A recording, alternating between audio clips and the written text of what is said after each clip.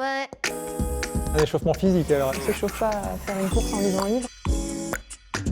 Faut que ce soit... Si jamais je dis pas la même chose que lui, ça va être un scandale. Ah ah. Oula.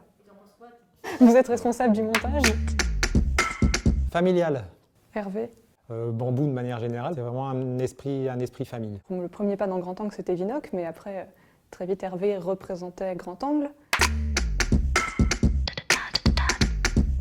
Fais chier, je suis pas fait pour ça. Généralement, je suis juste... Ça, c'est énervant. En fait, quand je suis pas satisfaite, j'en fais un autre. Il y a des petits trucs, des fois, on se dit, ouais, personne ne le verra. Mais moi, je le vois toujours. Si, je râle énormément. C'est pas par une insulte efficace, c'est par un long monologue de 3h30. J'ai vu comment travaille un homme d'expérience.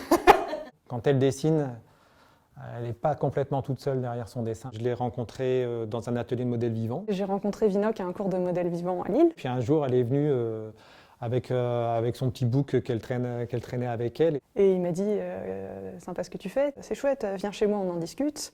Du coup, je suis venue chez lui, on en a discuté. Je lui ai dit que j'avais envie de faire de la BD, et puis il m'a dit mais tu vois, je suis auteur de BD. Du coup, je me suis liquéfiée. Je ne m'attendais pas à ce que si rapidement on puisse travailler ensemble. On a commencé à travailler pour la commode en janvier, je crois. Et en novembre-décembre, je lui ai dit ce serait sympa qu'on puisse faire quelque chose ensemble. Le plus dur, c'était que c'était mon premier album, qu'Olivier Ruiz elle est reconnu, que Vinoc il est reconnu pour son travail. Et j'avais beaucoup de mal à me sentir légitime au milieu de tous ces gens qui avaient déjà fait leurs preuves. Elle a beaucoup de sensibilité, et de poésie aussi dans ce qu'elle fait. Il donnait toujours le bon conseil avec beaucoup de pédagogie. Les petites remarques, en fait, c'est homéopathique, quoi. Comprendre comment il travaillait, ça m'a beaucoup enrichi sur ma propre façon de travailler. Ah ouais, une très belle histoire. Ouais.